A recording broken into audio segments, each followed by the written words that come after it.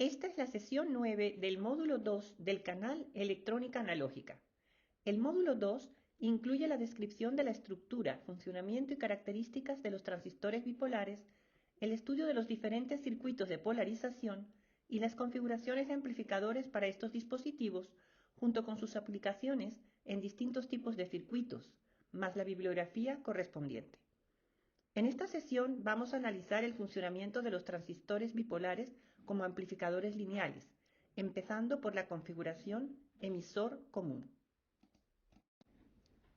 Cuando hablamos de amplificadores lineales con dispositivos electrónicos, deseamos que tengan las siguientes características: que amplifiquen la señal de entrada sin distorsión dentro de un rango especificado, pero sabemos que siempre va a existir un límite definido por las fuentes; que tengan alta impedancia de entrada para poderlos conectar a otros circuitos produciendo la menor alteración posible; que tengan baja impedancia de salida para poderles conectar diferentes circuitos de carga y que continúen manteniendo el voltaje de salida deseado.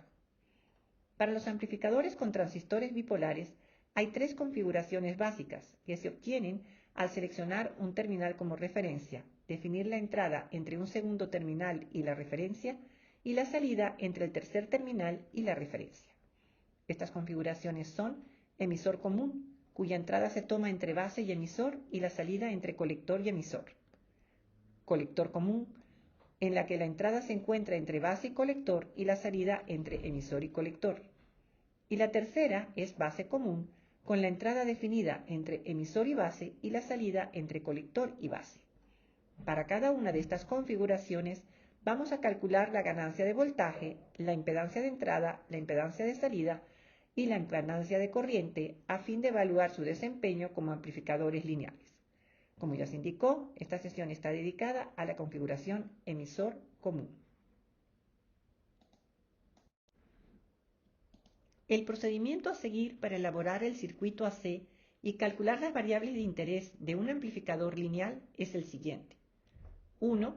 Determinar el punto de operación del transistor, considerando solo las fuentes DC y comprobar que está en la región activa.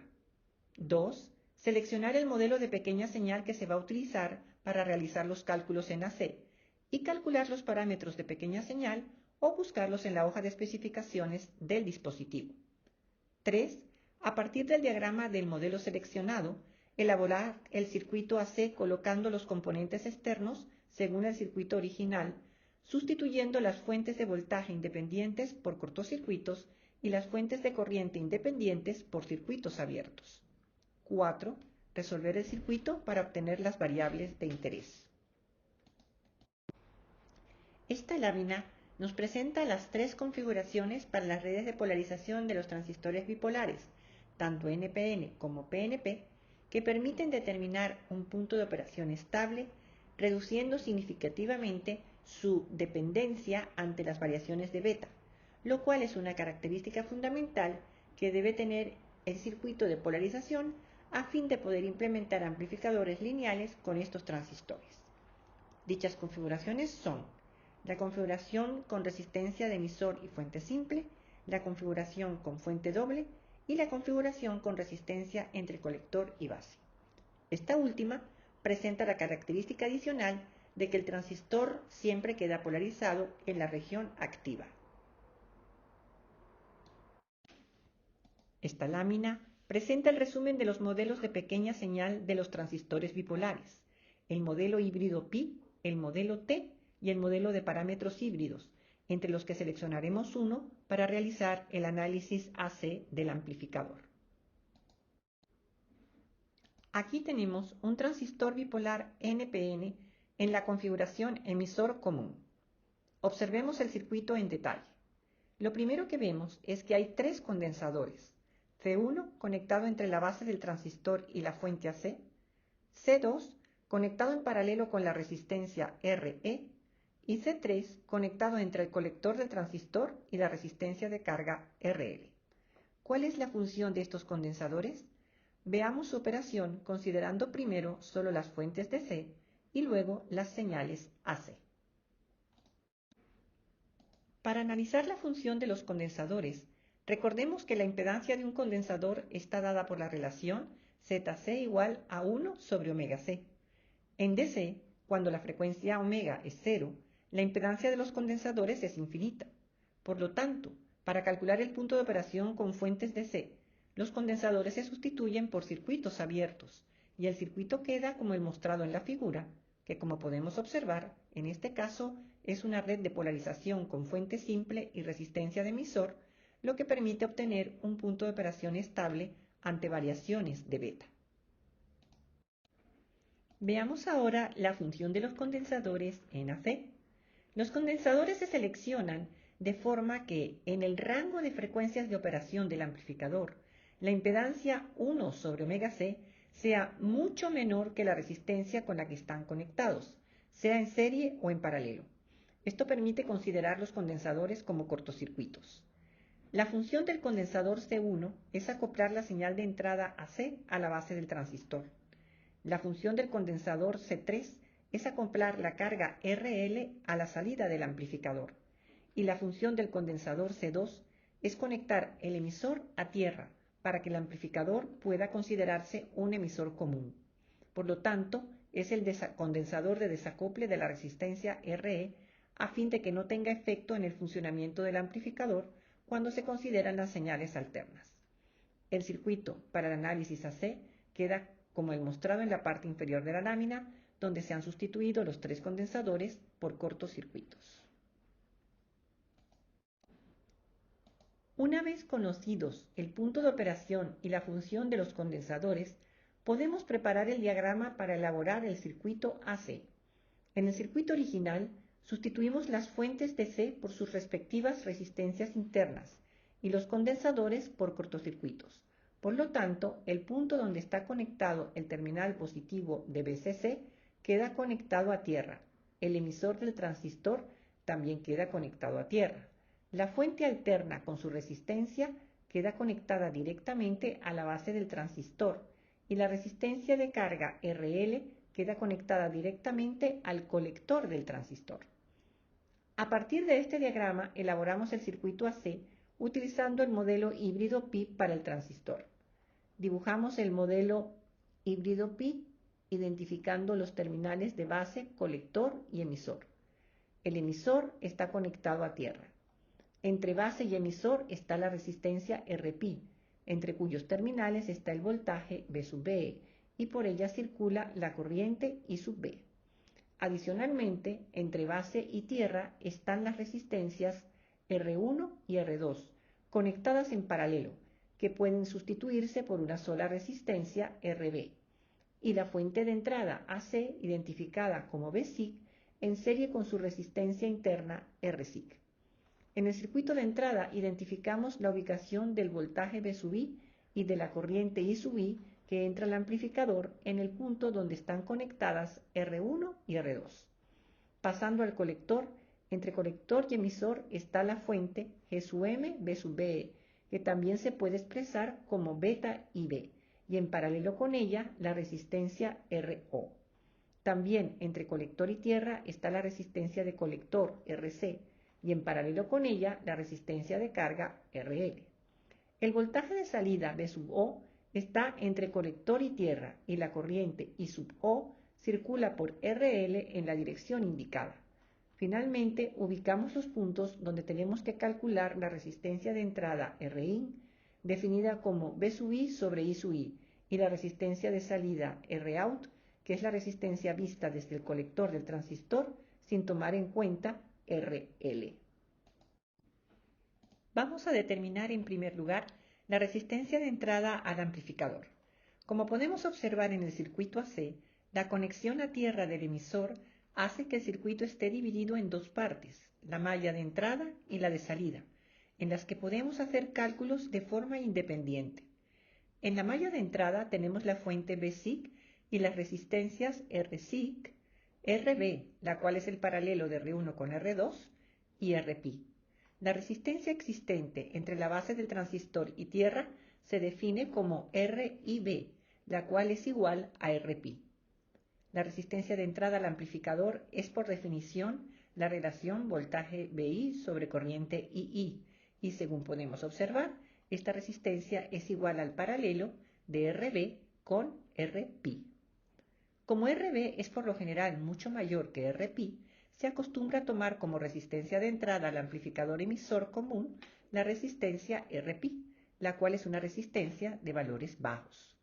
Una vez conocida la resistencia de entrada Rin, puede dibujarse el circuito equivalente mostrado en la parte inferior de la lámina, el cual permite calcular el voltaje V sub I en función de Vsic aplicando un divisor de voltaje.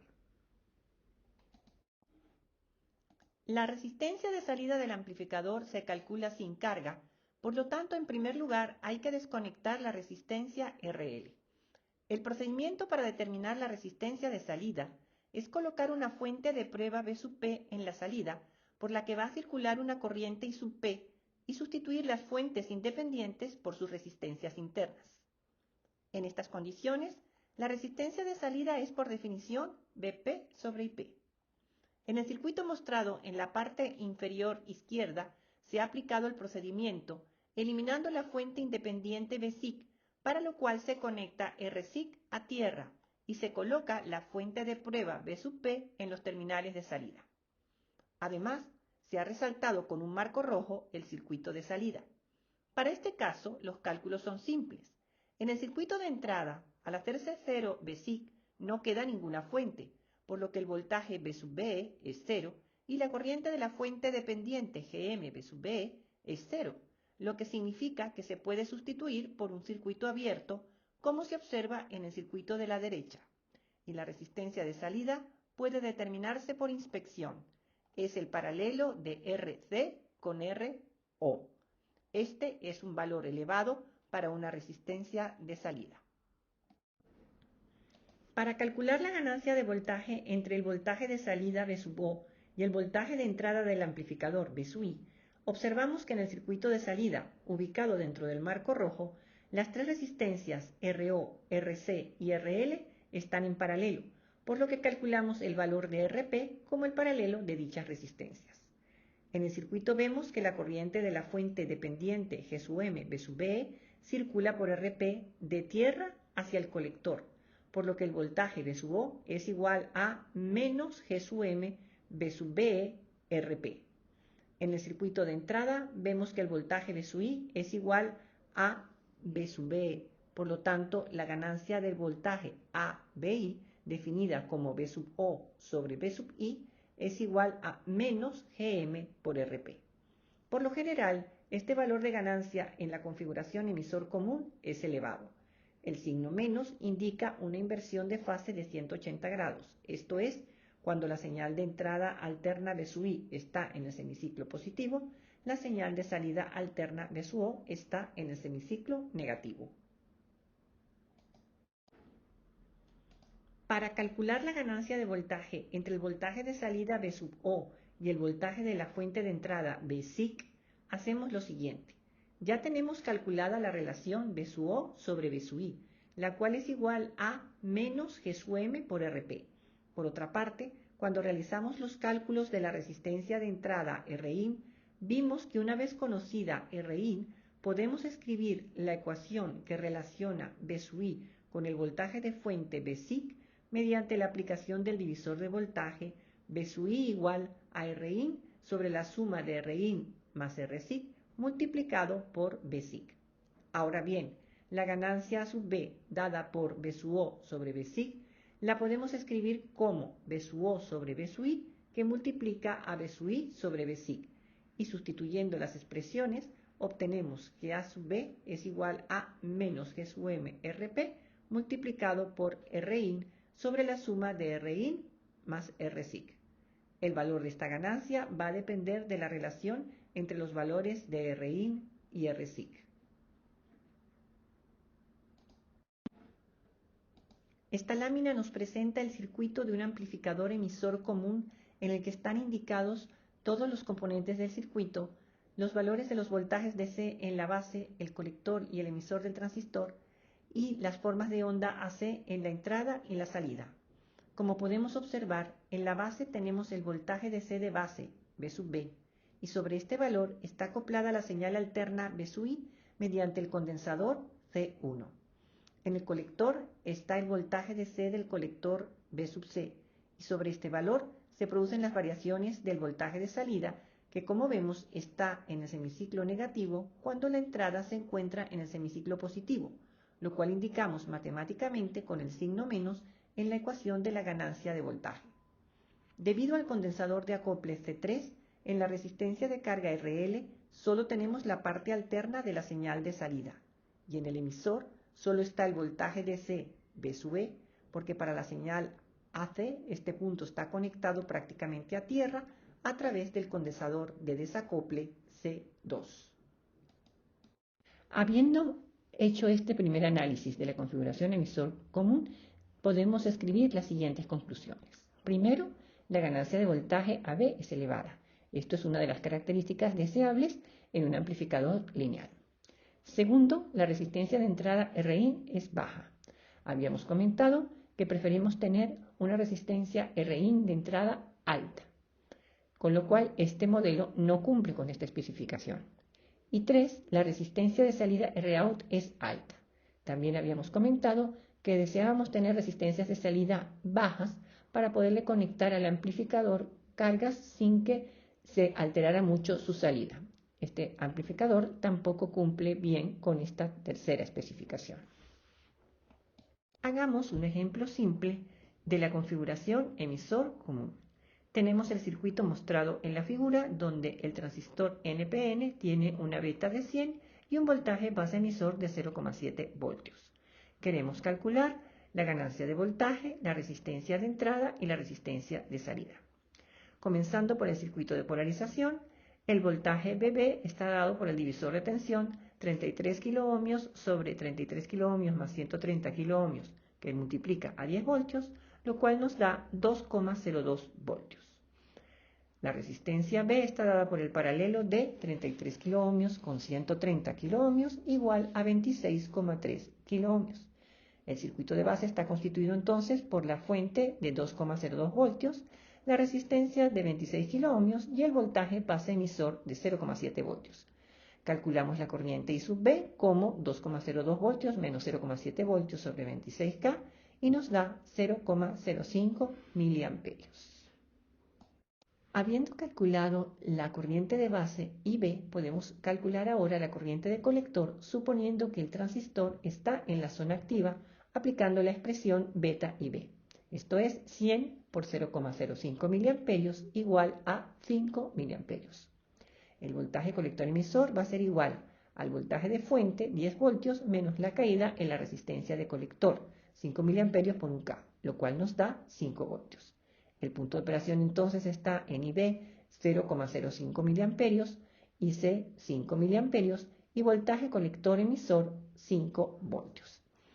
Está dibujado aquí un esquema de la gráfica corriente de colector sobre voltaje colector emisor, en la cual está pintada la recta de carga.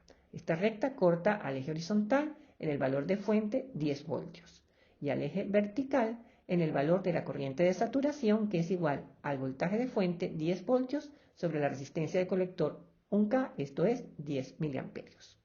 El punto de operación se ubica en 5 miliamperios, 5 voltios. Está ubicado, como podemos ver, hacia el centro de la recta de carga, sobre la línea que corresponde a la corriente de base de 0,05 miliamperios. Una vez calculado el punto de operación, tenemos que elaborar el circuito AC del amplificador. Seleccionamos el modelo híbrido pi y calculamos sus parámetros. Gm está dado por la relación corriente DC de colector sobre voltaje térmico, esto es 5 mA sobre 25 milivoltios igual a 200 mA sobre voltio. La resistencia Rpi está dada por la relación beta sobre Gm, esto es 100 sobre 200 mA sobre voltio igual a 500 ohmios. A continuación, sobre el diagrama circuital del amplificador en la parte superior derecha de la lámina, colocamos las condiciones para elaborar el circuito AC. Sustituimos el condensador que conecta B sub I a la base del transistor por un cortocircuito y el punto positivo de la fuente DC, que tiene que sustituirse por un cortocircuito, lo conectamos a tierra, con lo cual la resistencia RC de 1 kΩ y la resistencia de 130 kΩ quedan conectadas a tierra. De esta manera, La resistencia de 130 kiloohmios se encuentra en paralelo con la resistencia de 33 kiloohmios y el valor de este paralelo es RB igual a 26,32 kiloohmios. Ahora elaboramos el circuito AC del amplificador, comenzando por dibujar el modelo híbrido pi. Colocamos los puntos base, colector y emisor. El emisor está conectado a tierra. Entre base y emisor está la resistencia Rpi, entre cuyos terminales está el voltaje V sub E y por ella circula la corriente I sub P. Adicionalmente, entre la base y tierra está la resistencia Rb y la fuente de entrada C identificada como V sub I. Entre colector y emisor está la fuente Gm V sub E y en paralelo con ella la resistencia Rc. El voltaje de salida V sub O está entre colector y tierra. Finalmente, ubicamos los puntos donde tenemos que calcular la resistencia de entrada y la resistencia de salida. Para calcular la ganancia de voltaje, en el circuito de salida vemos que el voltaje de salida V sub O está dado por el producto G sub M por V sub E por RC, con signo negativo, porque la corriente entra por el terminal negativo de V sub O. Al momento de sustituir valores, tenemos que tener mucho cuidado con las unidades de cada uno de los términos de la ecuación. En este caso, G sub M está especificado como 200 miliamperios sobre voltio, el inverso de kiloohmios. Por lo tanto, la resistencia RC debe estar en kiloohmios. Colocamos un kiloohmio, lo cual nos da que el voltaje V sub O es igual a menos 200 V sub E. En el circuito de entrada, vemos que V sub I es igual a V sub E. Por lo tanto, la ganancia de voltaje V sub O sobre V sub I es igual a menos 200. Este valor es adimensional, ya que es una relación entre voltajes. Este amplificador tiene una ganancia de voltaje elevada. El signo menos nos indica la inversión de fase de 180 grados entre la entrada y la salida. Con respecto a la resistencia de entrada, en el circuito de entrada vemos que RI es el paralelo de RB con RPi, lo que da 490,6 ohmios. Como habíamos indicado, dado que RB es mucho más grande que RPi, la resistencia de entrada es muy similar al valor de RPi y por lo tanto es una resistencia de entrada baja, lo cual no es una característica conveniente para un amplificador. En cuanto a la resistencia de salida, para calcularla hay que colocar una fuente de prueba V sub P en la salida por la que va a circular la corriente I sub P y sustituir las fuentes independientes por sus resistencias internas, esto es, sustituir la fuente V sub I por un cortocircuito. Antes de dibujar el circuito completo, podemos observar que si V sub I es igual a 0, el voltaje V sub E también lo es. Por lo tanto, la corriente por la fuente dependiente G sub M V sub E es 0, lo que significa que puede sustituirse por un circuito abierto. Y en el circuito de salida no queda más que la resistencia RC entre colector y tierra. En consecuencia, la resistencia de salida RO es igual a RC, o sea, 1 kiloohmio. Por lo tanto, es una resistencia de salida alta, lo cual no es una característica conveniente para un amplificador. En esta sesión hemos analizado el funcionamiento de un amplificador lineal con un transistor NPN en la configuración emisor común. Hemos visto cómo desarrollar el modelo AC de este amplificador y hemos calculado sus parámetros más importantes: ganancia de voltaje, resistencia de entrada y resistencia de salida. Al analizar estos parámetros hemos podido concluir que esta configuración cumple con las expectativas de producir una ganancia de voltaje elevada, pero su resistencia de entrada es baja y su resistencia de salida es alta, características poco convenientes para un amplificador lineal.